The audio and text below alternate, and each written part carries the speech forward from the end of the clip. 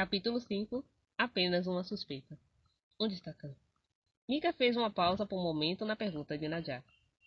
Ele estava esperando para perguntar desde que conheceu Mika na escola. Não foi uma pergunta inocente.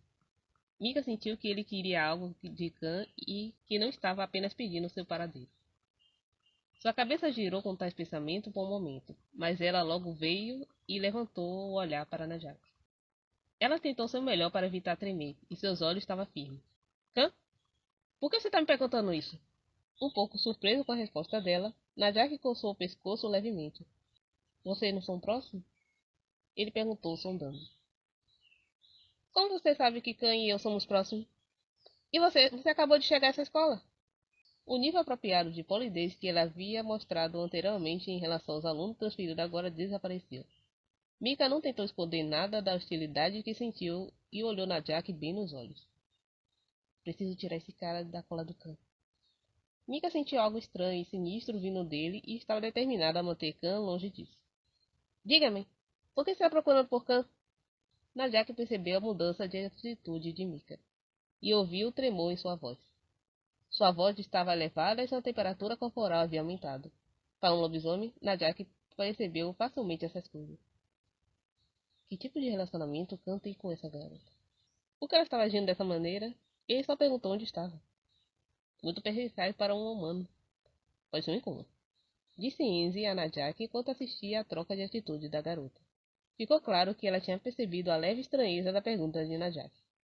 Ele não estava acostumado a interagir com o humano, então esconder suas atitudes não era fácil. Mas também não havia muitos humanos que fossem tão astutos. Mas Najak não era do tipo que desiste fácil pela mudança repentina de emoções de um humano. Ele sorriu levemente e escondeu suas garras atrás das costas. Oh, você não sabia? Estamos hospedados na pousada da família do Khan. Somos primos também. Ah! A expressão rígida de Mika finalmente diminuiu um pouco. Isso fazia sentido. Pensando bem, ela se lembrou do que Khan havia comprado muito mais no mercado do que normalmente comprava. Você é sempre tão desconfiada ou é só com um assunto específico? Enzi disse quando finalmente jogou seu avião de papel feito do formulário de inscrição do clube pela janela. Mika não queria admitir, mas quando se tratava de qualquer coisa relacionada a Khan, ela era bastante sensível. Esses caras tinham acabado de chegar na escola e não tinha ideia, mas se soubesse como Khan era tratado na escola secundária de Greyville, sua opinião podia mudar. E se ele estivesse mesmo hospedado na Pousada Cinza, então as coisas que Khan mais temia estavam prestes a acontecer. Seu medo mais profundo era de que Simon e Joanna descobrissem sobre sua terrível vida escolar. Khan odiava preocupar os seus pais, então essa era a pior coisa que poderia acontecer. Então, você está dizendo que não sabe onde Khan está, certo? Najak perguntou, não se incomodando em esconder sua decepção. Então alguém disse. Ei, garota vegetal! Mika franziu a testa quando ouviu. Com certeza esse não era o dia dela. Mika se virou para enfrentá-lo, e ela estava irritada por ter que lidar com esse incômodo. Era Kronk, sem surpresa. Quem mais poderia ser? Essa nem era a aula dele, mas ele sempre apareceu para causar problema. Ela viu seu cabelo loiro brilhante e seus múltiplos pinces em sua orelha. Kronk era arrogante e insolente e sempre foi ladeado por sua equipe igualmente terrível. Essa era a opinião de Mika sobre ele. Do que você me chamou? Mika se levantou mais alto desafiando a provocação de Kronk. Kronk parecia gostar da reação dela, e ele piscou, o que a provocou ainda mais. Você me ouviu. Você tá certo, eu ouvi. Diga de novo. O que é com você? Essa é sua conversa de complexo de inferioridade. Você está falando de si mesmo? Não estou surpresa. Você é tão burro que é incapaz de falar qualquer coisa que preste. Mika era a melhor aluna incontestável da escola. Ela sempre fez o exame simulado e era conhecida por ser uma perfeccionista implacável. Se Mika mostrou alguma fraqueza, foi por causa de Khan. Não é divertido? Seu pai faz tudo por você. Todos os treinamentos que você frequentou e, no entanto, você continua perdendo para um humilde que não tem nada como eu. O que você disse? Não se esqueça que sou dono da terra que você mora. Mika sabia que seu pai era um assunto sensível para Kronk. Ela não hesitou em esfaqueá-lo onde doía. Mika riu em voz alta em reação ao Kronk. Se já acabou, é melhor eu ir. Sua falta de inteligência se torna impossível falar com você. Infelizmente, Kronk também conhecia o ponto fraco de Mika. Enquanto Mika estava prestes a passar por ele, ele sorriu e a esfaqueou de volta. Você não deveria estar com Khan agora? Quê? Os olhos de Mika começaram a tremer pelo golpe de Kronk. Ela tentou permanecer calma, ignorando todos os pensamentos confusos que inundaram sua mente. Nadjak estava procurando por Khan, e ela não tinha visto Khan na escola hoje. De repente, os olhos de Mika se abriram de surpresa. Onde está Khan? Ela perguntou. Khan nunca faltou à escola, mesmo que tenha sido torturante para ele, porque ele não queria preocupar seus pais. Ele deveria estar sentado silenciosamente no canto da sala de aula, ouvindo música, ou se oferecendo para ajudá-la em alguma das suas tarefas pequenas. Se ele não estava aqui, isso significava que algo inesperado tinha acontecido, e Kronk era de longe o culpado mais provável de tal coisa. Ah, finalmente estou recebendo uma reação.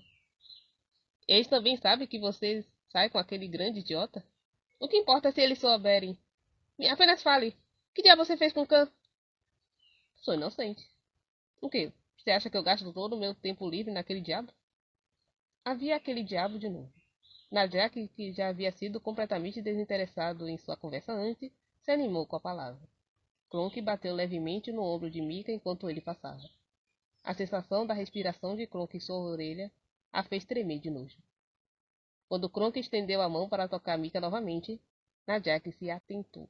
Nadjak raramente reagia a menos que envolvesse sua própria família. Então, quando Enzi viu Nadjak assumir a postura de luta, o olhar de Enzi se voltou para Kronk e Mika. Felizmente, antes que Nadjak pudesse interferir, Mika deu um tapa na mão de Kronk. Kronk acenou dramaticamente com a mão no ar, fingindo dor no pulso. Então ele se inclinou para sussurrar no ouvido de Mika. Não se esqueça, Mika. O dono daquela loja em que sua amada avó administra sou eu. Você quer dizer seu pai. É a mesma coisa. Kronk sorriu e olhou ao redor da sala de aula.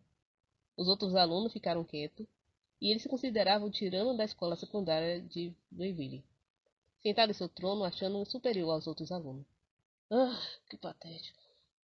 Enzi bocejou, murmurou enquanto se levantava do seu assento. Ele estava ficando cansado dessa conversa trivial. Todas as brigas de humanos eram tão arrastadas assim? Se fosse ele teria começado o confronto com um golpe na cara. Quando Enzi começou a se mover, Nadjak falou com ele em sua língua sem sequer olhar em sua direção. Quando Giri estava ausente, Nadjak era seu líder. Era sua responsabilidade cuidar dos seus irmãos. Onde você vai, Enzi? Estou cansado desses perdedores. Não se preocupe, eu não vou fugir. Kronk acenou para Enzi, que partiu, e para Nadjak, que estava para o lado. Que bom conhecer você. Estou ansioso para conhecê-los melhor. Enzi o ignorou e nem se importando em responder. Saiu da sala de aula. Nadjak ficou olhando silenciosamente para Kronk. Sua postura não era diferente de um lobo protegendo seu território. Os olhos de Nadjak lembraram Mika de um predador procurando sua próxima presa. Mika, que foi intimidada por Nadjak apenas momentos antes, se viu saindo na frente dele para avisá-lo. É melhor você não se envolver com Kronk e seu bando. Ela estava protegendo ele, mas ela era menor do que todos eles. Nadjak, um lobisomem, não conseguia entender por que Mika, alguém que ele poderia facilmente levantar com a mão, ousaria ficar no caminho de qualquer um. Eles não têm medo de nada. O pai do Kronk é dono da metade da terra aqui em Greyville. Nadjak suspirou despreocupadamente, apesar do aviso de Mika. O que foi isso? Nada. Nada mesmo? Nadjak se virou e assistiu Kronk em silêncio. Eu não acho que ele seja tão valente como você disse.